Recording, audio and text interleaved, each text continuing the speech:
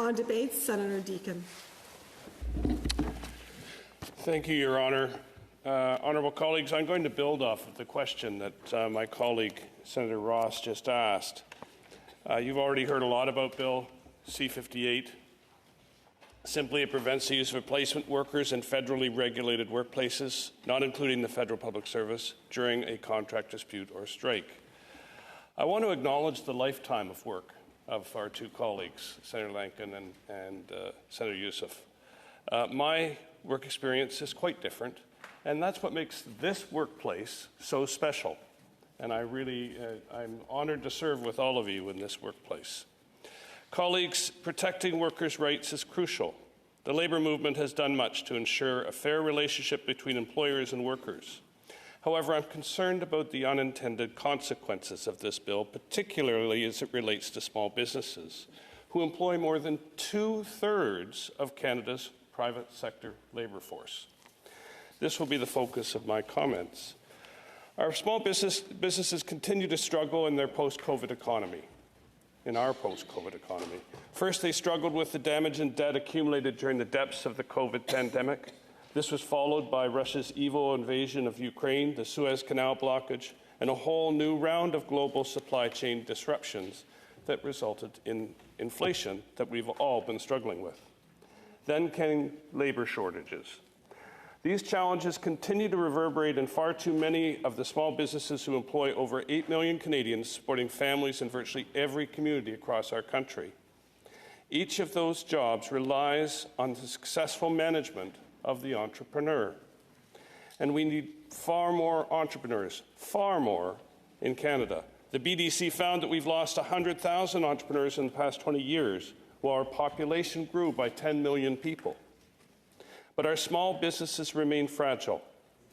In considering the effects of Bill C-58, I worry about the domino of damage that could very likely result from an extended labour disruption at one of our extensive number of federally regulated workplaces along our various supply chains.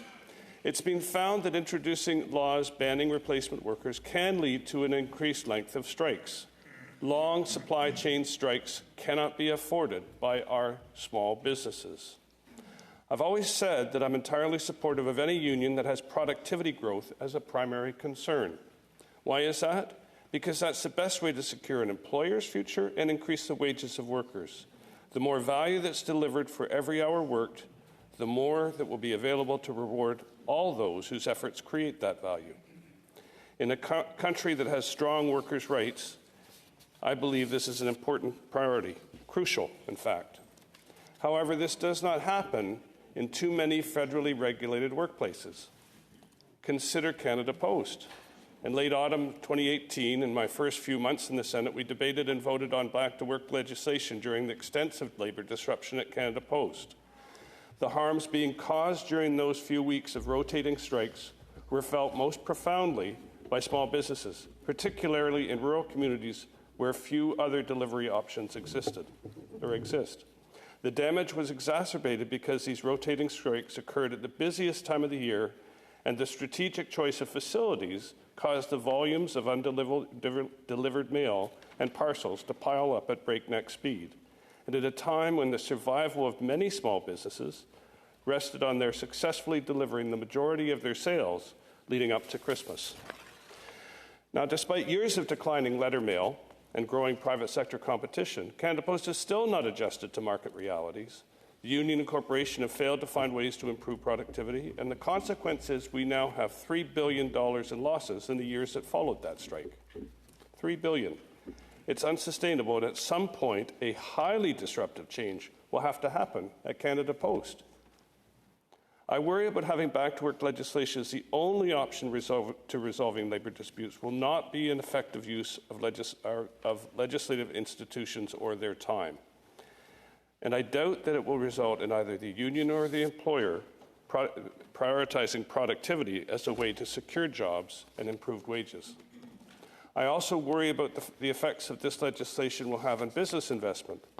According to the Montreal Economic Institute, the adoption, and I quote, of Bill C-58 will also have repercussions in terms of investment.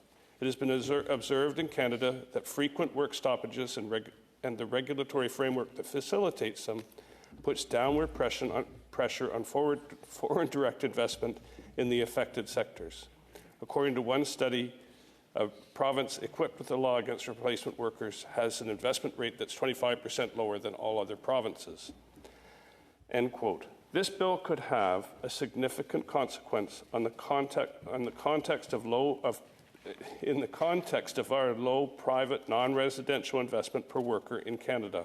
We're far below the OECD average, and it is diminishing our wages on average across the country.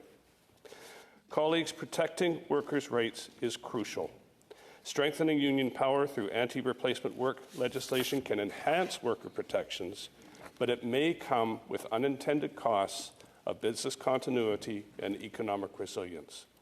According to the Bank of Canada, we are in the midst of a break-the-glass emergency because they believe that our declining productivity rates are now putting our standard of living at risk. I agree. And it will not fix this problem, and we will not fix this problem unless every workplace begins to prioritize productivity so that our livelihoods can begin to improve again. I'm not convinced that this bill will achieve that all in part and end. Thank you, colleagues.